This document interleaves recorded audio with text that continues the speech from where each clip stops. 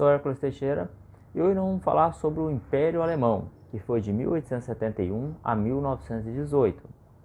O primeiro imperador do Império Alemão foi Otto von Bismarck, mas o Império Alemão começou a se formar um pouquinho antes, já não oficial, a partir de 1840, 1850, que eles começaram o reino germânico, a dominação germânica, começaram a fazer negócio entre si, a negociar, a comercializar, a fazer ferrovias e essas coisas todas, que acabou nessa união, esse fortalecimento do Império Alemão, eles acabaram se unindo oficialmente a partir de 1871. Então, o Império Alemão ele teve 4 grandes ondas de desenvolvimento. A primeira onda foi a onda das ferrovias, a segunda onda foi a onda dos corantes, a terceira onda foi a onda química e a quarta onda foi a onda da engenharia elétrica. A primeira onda, que é a das ferrovias, começou muito antes do Império Alemão ser formado de fato oficial. Foi a partir de 1850, 1860, que já ainda era a Prússia na época, ainda eles começaram a investir pesado em questão de ferrovias. Eles queriam eles próprios mesmo fabricar os vagões de locomotiva, os trilhos, só que eles não tinham muita tecnologia. A sua indústria ainda era um pouco atrasada, bem atrasada em relação ao Império Britânico e à indústria americana.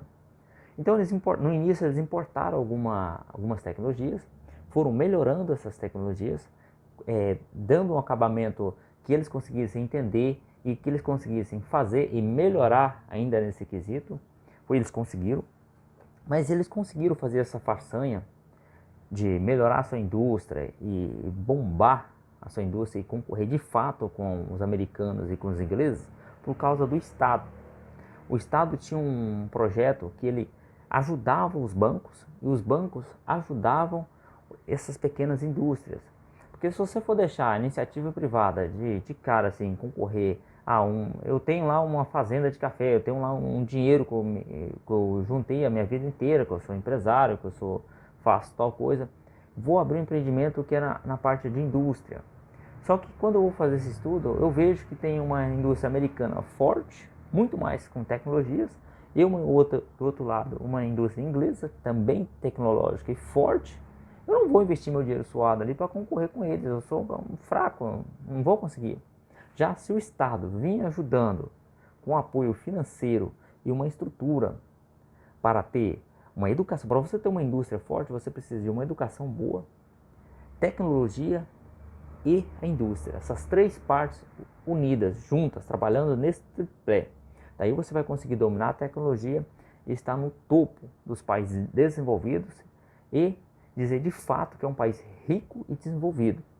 Se você não tiver esses 3 caminhos juntos, essas 3 opções trabalhando unidas, você jamais vai dizer que vai ser um país desenvolvido. Vai continuar tendo índices de desigualdades humanas, normal. Todos os países que têm um baixo índice de desigualdade humana têm uma indústria forte, eles dominam tecnologias, então são países que fazem inovações. A Alemanha tinha esse pensamento, tanto é que já desde da época da Prússia, mesmo antes de se unir, eles acreditavam, lá o povo germânico, que você tinha que educar a sua classe trabalhadora. Uma classe trabalhadora bem informada e bem educada, ela vai render mais frutos no trabalho, melhor qualificada. Eles já tinham essa visão.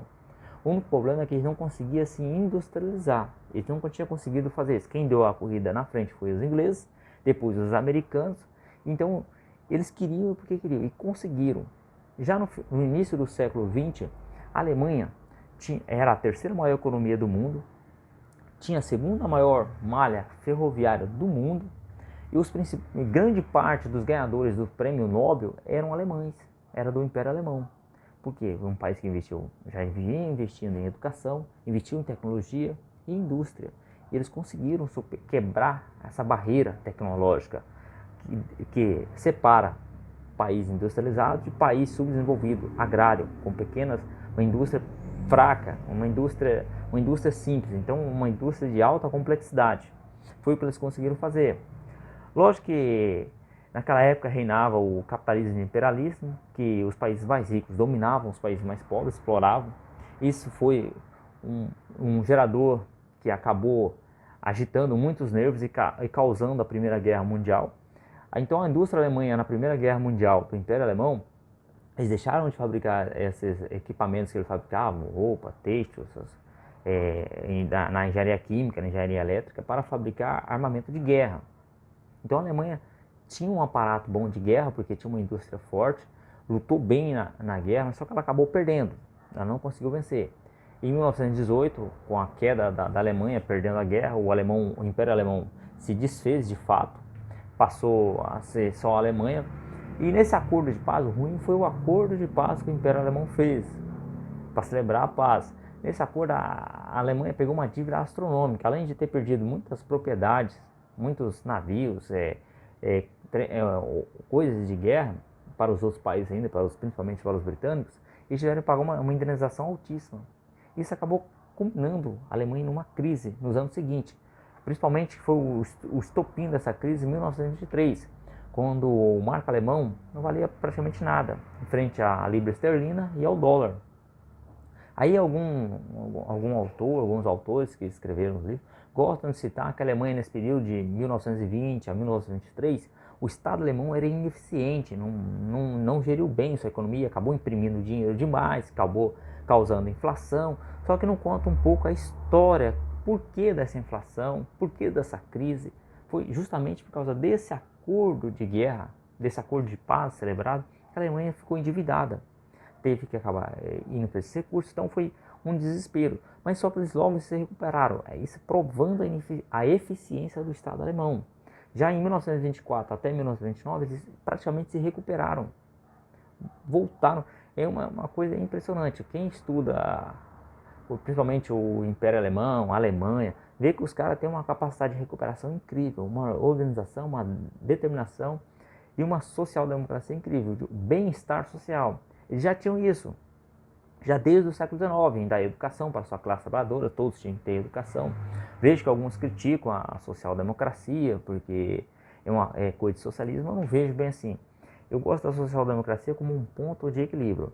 Você não pode nem ir para aquele liberalismo radical, que não serve para nada, e nem para aquele socialismo exagerado, que não vai funcionar para nenhum dos dois lados. Os extremos não prestam, então você tem que buscar o centro, o ponto de equilíbrio, que é a melhor forma, é a melhor visão. Que se você for para aqueles liberais radicais, que livre mercado na veia, que livre mercado nem existe de fato, nunca foi feito livre mercado de fato. Ah, você está falando besteira. Não, só você estudar a história. Qual país que nunca protegeu? Hoje há livre mercado de fato. Qual país que não protege suas mercadorias, seus produtos? Todos os países. Então essa história de livre mercado, liberalismo, isso é só conversa.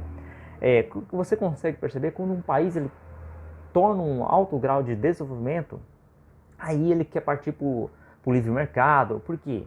Ele já se industrializou, se tornou uma potência, ele vê que ele precisa vender seus produtos, que o mercado interno já não consome mais os seus produtos. O que ele faz? Já começa a querer mais liberdade econômica, vender para escoar seus produtos. Então ele tem medo de outro país chegar e concorrer também. Então ele quer que seus produtos abafem a indústria dos outros países. Isso é lógico, se você for ver. A China, um exemplo claro, a China protecionista pra caramba, ultimamente agora está brigando com os Estados Unidos por livre mercado. Por quê? Porque os seus produtos já estão ali no ponto máximo em seu país. Eles precisam ganhar o mundo, então eles precisam de uma liberdade. Ele sabe disso, então ele já protegeu, já fortaleceu a sua indústria, o que ele tinha que fortalecer. Então está agora na hora de abrir o mercado. Todos os países foram assim. Os Estados Unidos foi assim, o Império Alemão foi assim, a França foi assim, o Japão foi assim, a Coreia do Sul foi assim. A China agora, a atual, está sendo assim. E por que as pessoas ficam acreditando nesse liberalismo? O Brasil vai fazer liberalismo, liberar o quê? A única coisa que o Brasil tem para oferecer para o mundo é commodities. E vamos continuar sendo commodities? Você acha que mesmo que a iniciativa privada vai industrializar o Brasil? Não sei, eu não acredito nisso. Nenhum país conseguiu industrializar só com a iniciativa privada. Teve o apoio entre Estado e iniciativa privada com essas três coisas: educação, tecnologia e indústria. Uma fortalecendo a outra e o Estado apoiando ali. Nós temos uma indústria até boa, mas uma indústria simples que fabrica roupa, que fabrica calçados, que fabrica suco de laranja, não é monta carro, não é desfazendo dessa nossa indústria. É que nossa indústria é simples, não demanda capital humano qualificado. Ou é um capital humano baixo, de baixa qualidade, então os salários são menores, as desigualdades são maiores, porque nosso país se você for analisar todos os países que exportam commodities, que vivem de agrário e e do setor de serviços, que não tem uma indústria forte, os salários são ruins, não tem salários altos, existe muita desigualdade. Então o Brasil não inova, o Brasil não tem tecnologia, o Brasil está muito aquém de países como Estados Unidos, a União Europeia, Japão, China, Coreia do Sul. Temos que melhorar muito. Então eu acredito que o Estado é que deve ajudar. Lógico, você deve ter um índice de liberdade no comércio interno, mas você deve proteger tanto a sua indústria nacional, não para sempre, mas você deve proteger, injetar tecnologia, injetar conhecimento, importar tecnologias de outros países, melhorar, fazer o que a China fez da atual. Talvez você não goste da história, é só você ver o que a China está fazendo. Logo, muitos anos atrás, eles importavam tecnologias dos países e melhoravam. Lógico, copiavam, fazer isso. Isso não é bom, mas eles estavam melhorando e se capacitando para concorrer no futuro. É assim que o Brasil deve fazer. Eu acredito nisso. O Império Alemão só foi mais um exemplo disso. Eles fizeram, protegeram sua indústria, o Estado investiu, deu certo. Os caras se tornaram uma potência. E uma grande parte dos ganhadores do prêmio Nobel no início do século XX eram alemães. A terceira maior economia do mundo se industrializou, concorria de igual para igual com a economia americana, com a economia inglesa no início do século XX. Então deu certo. O que eu tinha para falar sobre o Império Alemão era isso, que foi de 1871 a 1918. Era esse assunto. Quem gostou, quiser se inscrever no canal, ativar o sininho e curtir o vídeo, eu agradeço.